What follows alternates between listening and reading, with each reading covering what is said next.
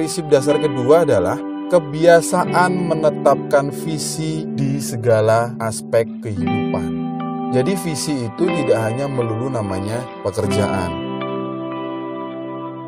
Habit yang kedua ini mematahkan bahwa hidup itu selalu butuh namanya motivasi. Hidup itu sebenarnya kita nggak butuh motivasi.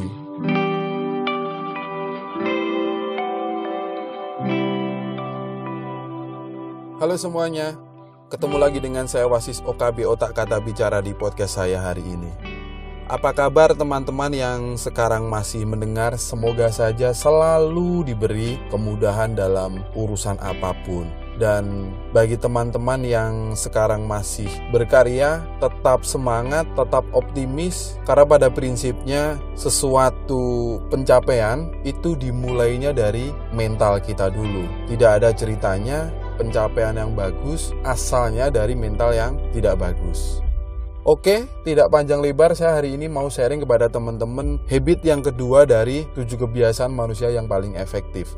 Apa itu habit kedua? Habit kedua adalah mulai dengan tujuan akhir. Apa sih maksudnya seperti itu? Teman-teman jangan di-skip ya videonya, dengarkan sampai habis biar paham.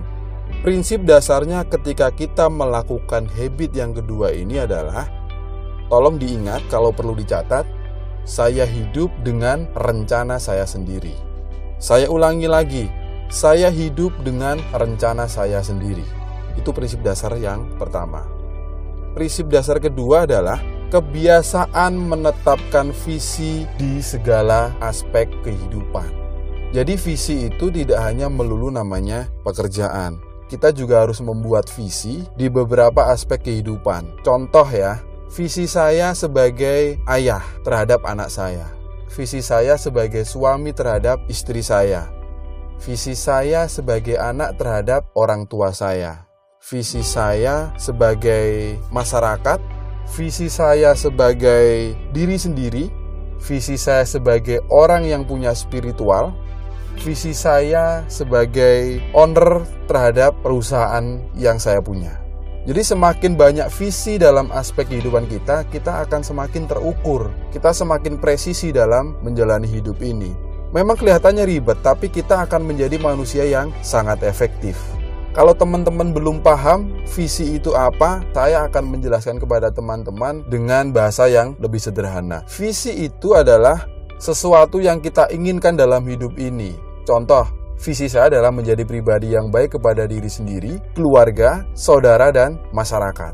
Misi itu adalah cara untuk mendapatkan visi. Kalau saya ingin menjadi pribadi yang baik kepada diri saya sendiri, berarti misi saya adalah saya harus jujur kepada diri saya.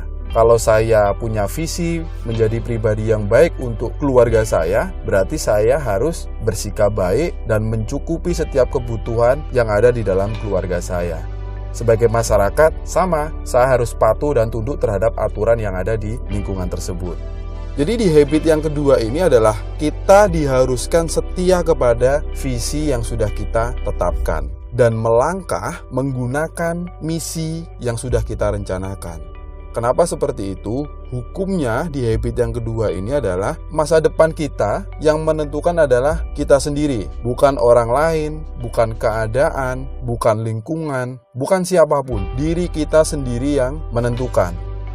Habit yang kedua ini mematahkan bahwa hidup itu selalu butuh namanya motivasi. Hidup itu sebenarnya kita nggak butuh motivasi. Kalau kita tahu visi kita dalam kehidupan ini dan kita paham betul misinya.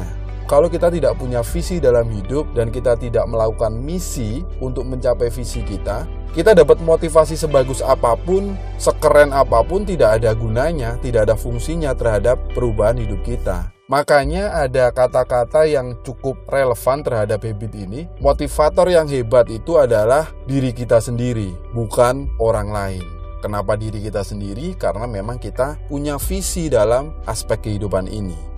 Jadi kalau saya ringkas, di habit yang kedua, seperti ini. Memulai dengan tujuan akhir itu berarti kita memulai dari visi yang kita buat. Kemudian kita melakukan misi yang sudah kita rencanakan. Jadi memang tidak ada peran orang lain di sini. kita dilatih untuk menang secara mandiri. Mungkin ini dulu yang bisa saya sharingkan kepada teman-teman. Bagi teman-teman yang bingung atau ada pertanyaan, silahkan tinggalkan di kolom komentar, pasti nanti saya jawab. Mungkin ini dulu ya, kita ketemu di podcast selanjutnya. Sekian dari saya, terima kasih.